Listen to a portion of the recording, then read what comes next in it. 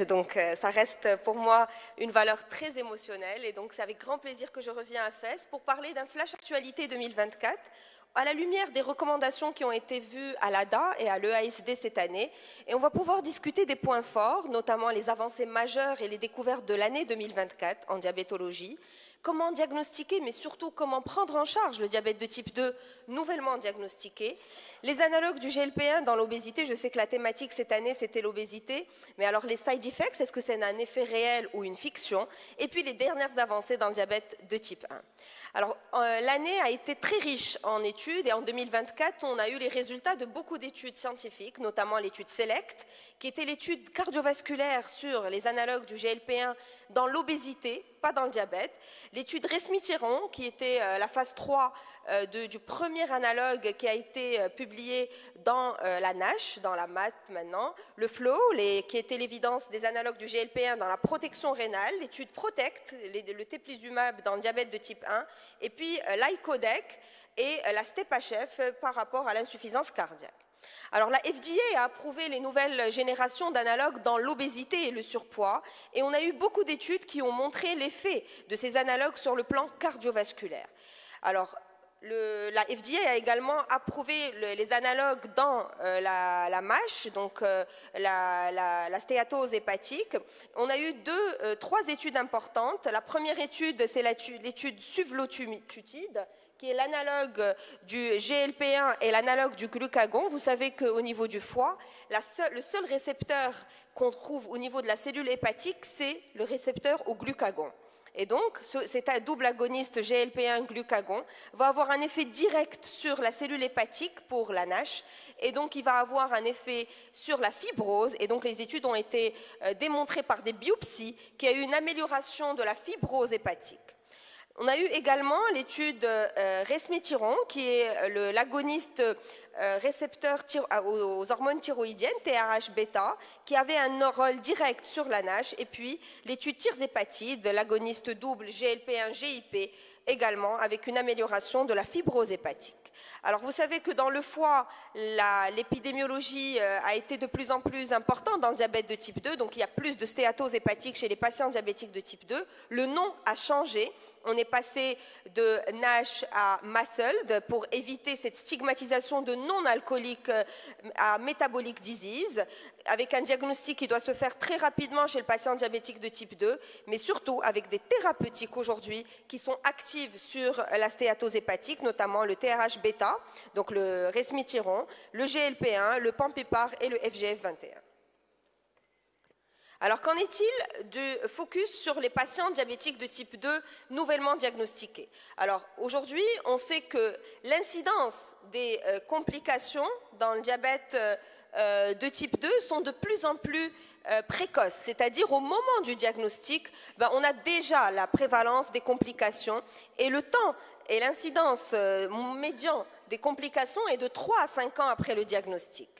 Et donc notre rôle, c'est de dépister ces complications en termes de rétinopathie, de néphropathie, de neuropathie, mais également en termes cardiovasculaires. Et le focus dans l'ADA 2024 a été fait sur le patient et surtout la prise en charge globale pour diagnostiquer, dépister ces complications, pour améliorer la qualité de vie du patient, donc sans complications, réduire les coûts sur la société, et donc tout cela va passer par une personnalisation, une individualisation du diagnostic et surtout précoce pour éviter l'incidence des complications.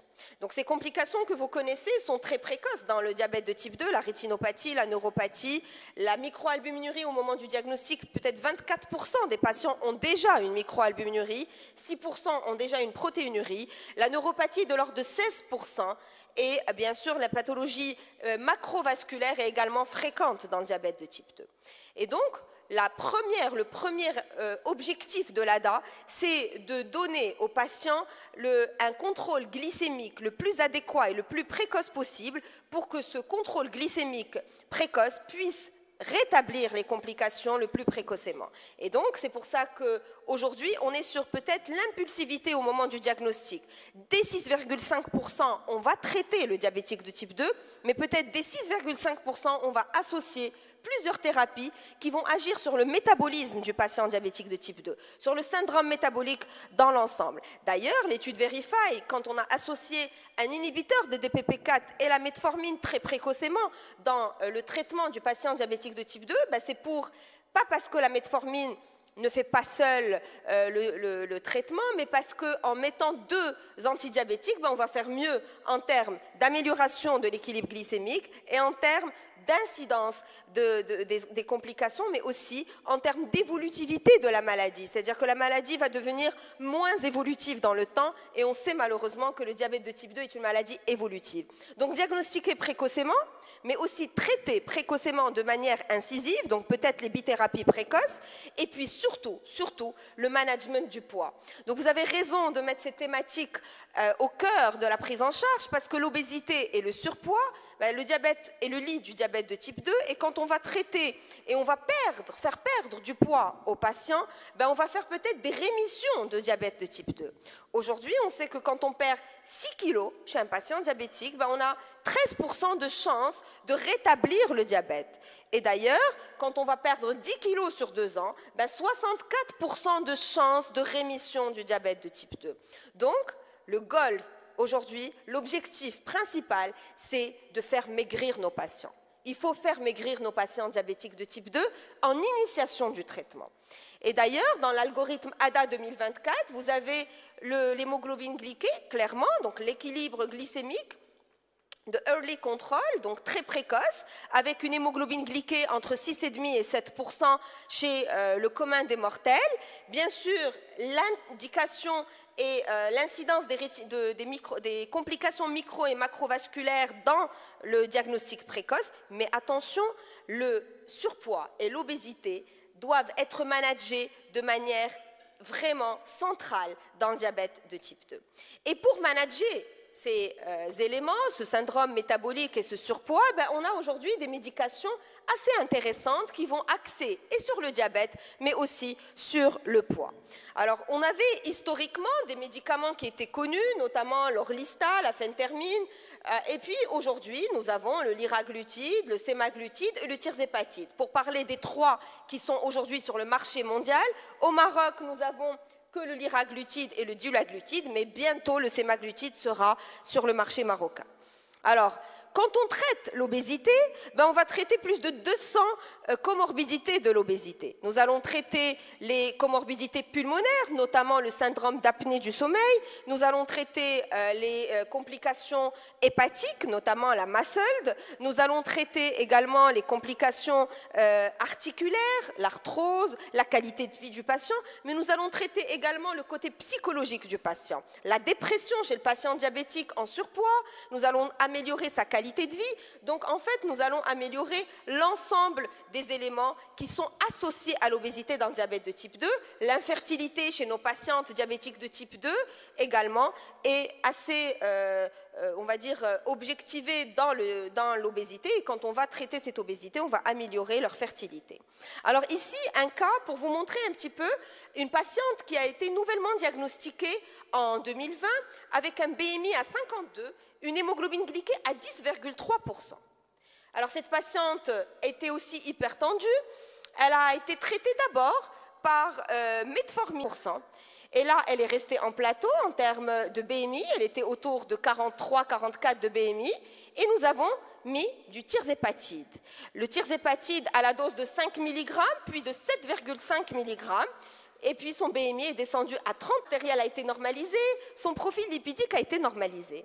Donc, le management du poids chez les patients avec des IMC supérieurs à 27-30 est initial et précoce et dans le centre de la prise en charge du patient diabétique de type 2. Donc, la combinaison des thérapies, notamment diabète et obésité, dès l'initiation, dès le diagnostic, va jouer un rôle très important sur les complications, mais aussi sur le management des comorbidités du patient diabétique. Et c'est pour ça que le pipeline lié amyline, GLP-1, amyline, sémaglutide, amyline, tirzépatide, l'amyline est une hormone qui va agir aussi sur le centre de la satiété. Donc ça, c'est vraiment ce qui nous attend dans les années à venir. Donc la prise en charge du poids et de l'obésité reste aujourd'hui centrale. Alors, qu'en est-il des résultats cardiovasculaires? Est-ce que quand traitez des patients par du sémaglutide, est-ce que oui, vous améliorez le poids? Oui, vous améliorez l'insuffisance cardiaque avec les symptômes et aussi l'hospitalisation. Et puis l'essai FLO, l'essai dans la maladie rénale et la protection rénale, sémaglutide, qui vous savez a été arrêté beaucoup plus précocement parce qu'on ne pouvait plus continuer l'étude tellement les résultats étaient positifs dans le bras sémaglutide versus le bras placebo. Donc, aujourd'hui, le tirzépatide, qui est le dual GLP1-GIP, donc le fameux Mounjaro, ben vous avez les effets de protection cardiovasculaire avec une baisse significative de la mortalité. Et regardez, l'étude, là, c'est sur l'apnée du sommeil. C'était les patients obèses non diabétiques, avec une réduction de l'index apnée-hypopnée de manière très significative. Donc, le traitement de l'obésité a des bénéfices majeurs. Quand vous diminuez de 0 à 5% votre surpoids, ben vous améliorez la tension et la glycémie. Quand vous baissez de 5 à 10% votre surpoids, vous améliorez la MAFLD, la dyslipidémie et le syndrome d'apnée du sommeil. Quand vous perdez entre 10 et 15%, ben vous améliorez également l'apnée du sommeil, la maladie cardiovasculaire, le rein. Et puis quand vous perdez plus de 15%, ben vous pouvez peut-être faire une rémission du diabète. Plus de 15% de perte pondérale, on va peut-être donner la chance à un patient de ne plus jamais devenir diabétique. Donc aujourd'hui, on peut répondre aux chirurgiens qui pensaient qu'ils réussissaient à guérir le diabète par la chirurgie bariatrique, ben par peut-être une prise en charge métabolique seule, médicale, on va peut-être améliorer carrément la rémission du diabète et donner la chance à nos patients de faire la prévention. Vous savez que les chiffres sont alarmants et donc pour prévenir ces chiffres, ben, il faut faire de la prévention. Et pour faire la prévention, il faut lutter contre l'obésité. Donc oui, vous avez raison d'en parler pendant 3 jours parce que je pense que c'est un des princeps de notre prise en charge en tant que diabétologue, nutritionniste, médecin de famille qui sont la prévention et donc c'est très important.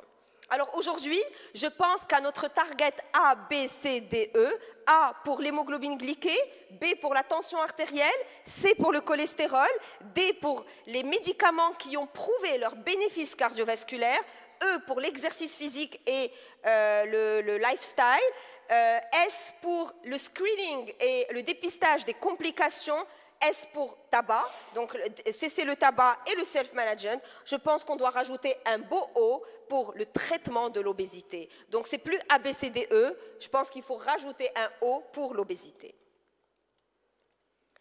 Alors maintenant, tout ça, c'est très bien. Les analogues du GLP1, les doubles agonistes, les triples agonistes qui vont arriver, c'est très intéressant. Mais est-ce qu'aujourd'hui, on peut les donner à nos patients sans que soient dénus d'effets secondaires? Vous savez que beaucoup de médiatisation, les patients viennent avec beaucoup d'idées reçues, le médicament a été fait par mésusage malheureusement, beaucoup d'automédication et donc il a mauvaise presse. Donc aujourd'hui, nous, en tant que praticiens, on doit avoir un peu de background pour savoir répondre à nos patients, oui ou non, est-ce qu'il y a un risque? Alors aujourd'hui, savoir d'abord que le GLP1, c'est 19 ans d'ancienneté, c'est depuis 2006. Donc même si on n'en parle que depuis que Kim Kardashian l'a mis sur Instagram, mais c'est quand même depuis 2006 que l'analogue du GLP1 a été mis sur le marché. L'évidence, bien sûr, les effets digestifs, nausées, vomissements, troubles de constipation, diarrhée, ça ce sont des effets que vous voyez quand vous instaurez ces traitements chez le patient diabétique ou en surpoids. Mais il faut aujourd'hui répondre à nos patients avec toute sécurité. Il y a zéro risque de pancréatite, zéro risque de cancer du pancréas, de cancer colorectal. Il y a eu 7 conférences à l'ADA cette année sur les side effects avec un recul et un registre ancien quand même. Il n'y a pas de surrisque. Quand on a fait pancréatite, analogue du GLP1 versus placebo, c'est 1,4 versus 1,7 en odds ratio, non significatif. Vous savez que la pancréatite est un facteur de risque. Le facteur de risque de la pancréatite, c'est le surpoids, c'est l'obésité, c'est l'hypertriglycéridémie. Mais ça n'a rien à voir avec l'analogue du GLP1. Donc il faut être très rassurant pour nos patients. Absence de risque de surrisque de pneumonie, absence de risque de rétinopathie diabétique. Je ne sais pas si vous avez peut-être vu un article passé sur l'œdème papillaire et analogue du GLP1. Il y a zéro risque. Par contre, le surrisque qui se retrouve et qui est aujourd'hui certain, c'est le surrisque d'événements biliaires. Pour quelle raison? L'amaigrissement. Pourquoi, quand on fait un bypass ou une sleeve, on fait une cholécystectomie à froid? Parce que l'amaigrissement lui-même va donner un risque de calcul biliaire. Donc, aujourd'hui, ce qui est certain sur tout ce qui est méta-analyse, oui, les diarrhées, les nausées, les vomissements, la constipation, ça c'est quelque chose lié au traitement, mais sinon le reste, aucun effet. Et par contre, par rapport aux cholécystites, dans le JAMA, en 2022, a été publiée une grande étude sur le surrisque de cholécystite, en effet. Mais pourquoi? Parce qu'il y a un effet lié à la perte de poids, la diminution de la sécrétion de la cholécystokinine et la réduction de la vidange de la vésicule biliaire. Ce sont les mécanismes physiopathologiques qui sont inclus dans la cholécystite. Alors, il y a eu beaucoup de controverses sur les idées suicidaires. Est-ce que, quand on met nos patients sous analogue du GLP-1, on augmente le surrisque de dépression? La réponse est non, sauf quand il y a des pathologies psychiatriques décompensées. C'est pour ça que quand on reçoit des malades qui sont sous multiples antidépresseurs ou parfois même des psychotropes sur des maladies bipolaires, sur des maladies où ils sont sous neuroleptiques par exemple, ben, il faut traiter peut-être, mais en discussion avec le psy. C'est-à-dire que la Food and Drug Administration n'a pas montré de causalité entre l'analogue du GLP-1 et entre le surrisque de dépression ou le surrisque d'idées suicidaires, mais il y a un petit bémol sur les patients qui sont déjà décompensés. Sur le carcinome thyroïdien, le GLP-1 et le carcinome thyroïdien, alors vous savez qu'il y a un récepteur du GLP-1 sur la cellule médulaire de la thyroïde, donc un surrisque sur le CMT, aucun risque sur le carcinome papillaire de la thyroïde. Il n'y a pas besoin de dépister de nodules avant de mettre en place de GLP-1, mais chez les patients qui ont une néoplasie endocrinienne multiple de type 2, qui ont un CMT dans la famille, ben, ce n'est pas les bons candidats pour le GLP-1. Et ensuite, il y a des bonnes règles de prescription. Les effets digestifs, gastro-intestinaux sont liés forcément aux règles de prescription. Il faut augmenter de manière progressive, il faut les utiliser à la dose minimale efficace. Quand un patient ne tolère pas le 1.8, revenons au 1.2. Quand il ne tolère pas le 1.2, revenons au 0.6. Ne pas mettre peut-être des doubles agonistes d'emblée sur des corps naïfs. Alors des gens écoutent et entendent au salon de coiffure, ben moi j'ai perdu 15 kilos en un mois avec Mounjaro, je vais mettre Mounjaro. Ben c'est vrai que ce n'est pas une bonne idée parce qu'ils ne savent pas les doses, ils ne connaissent pas comment faire le protocole. Donc il faut aller très progressivement sur des doses très minimales. Quand on a des patients diabétiques de type 2 tarés avec des antidiabétiques oraux autres ou de l'insuline, il faut peut-être adapter le traitement insulinique. Et attention au changement d'humeur des patients qu'il faut peut-être voir avec le psychiatre. Alors enfin, les avancées majeures du diabète de type 1 cette année. Alors regardez un petit peu l'ensemble des cellules ou des intervenants dans le diabète de type 1 et dans la sécrétion insulinique. Alors vous avez beaucoup d'immunité, beaucoup de cellules T, beaucoup de cellules K, les cellules inflammatoires productrices d'adipokine. Et en fait, l'avancée majeure a été faite sur le teplizumab. Le teplizumab est un anticorps anti-CD3 qui va agir sur l'immunotolérance dans le diabète de type 1. L'étude a été faite aujourd'hui, a été publiée dans des grands journaux, qui a montré que le teplizumab utilisé précocement dans le diabète de type 1 va améliorer le déclin du peptide C, le déclin du stock bêta-pancréatique chez les patients avec un diabète entre 8 et 17 ans, mais qui sont nouvellement diagnostiqués. En fait, pour pouvoir agir sur le stock bêta-pancréatique, il faut peut-être utiliser ces molécules au tout début de la maladie. Et donc, vous voyez les anticorps anti-CD3 avec le risque de devenir diabétique de type 1, avec une amélioration du déclin, regardez teplizumab versus placebo, sur la glycémie et sur le stock bêta-pancréatique, une amélioration majeure.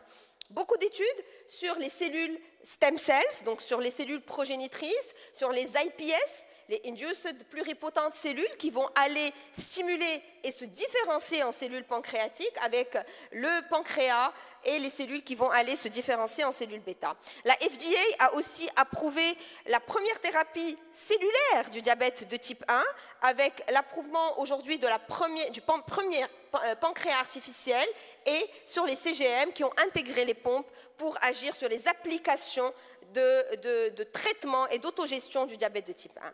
Enfin, on a parlé l'année dernière de l'Icodec, qui est l'insuline longue durée d'action d'une semaine, qui est aujourd'hui sur le marché. Le premier pays qui l'a commercialisé, c'est le Canada. Elle est déjà commercialisée au Canada, l'Icodec. Mais là, c'est les études sur l'efficacité et la safety de l'Afrezza, de l'insuline inhalée. Donc, c'est une insuline qui va être inhalée chez le patient et qui va agir par une technique de microsphère. Regardez un petit peu. Les microsphères qui vont être autour de l'insuline et qui vont être inhalées dans les poumons et qui vont aller sur la circulation sanguine. Alors, c'est un management encore difficile, mais on est sur des études de phase 3 avec aujourd'hui des hémoglobines glyquées à l'objectif, avec l'Afrezza, des glycémies dans l'objectif et une variabilité glycémique améliorée avec l'Afrezza. Alors aujourd'hui, bien sûr, c'est une technique ou une solution qui ne peut pas être proposée à tous les patients, notamment les patients qui sont asthmatiques ou qui ont des maladies pulmonaires. Ils ne peuvent peut-être pas bénéficier de l'insuline inhalée, mais les autres qui peuvent avoir un management de leur glycémie parce qu'ils peuvent inhaler autant d'insuline en connectant un holter glycémique qui va permettre du coup un rattrapage des GPP assez intéressant. Donc aujourd'hui, les avancées sont majeures. La route est droite, mais la pente reste forte. Nous avançons de manière vraiment globale dans le syndrome métabolique, dans le diabète de type 2, dans le surpoids et ses comorbidités, mais également dans le diabète de type 1. Je vous remercie pour votre attention.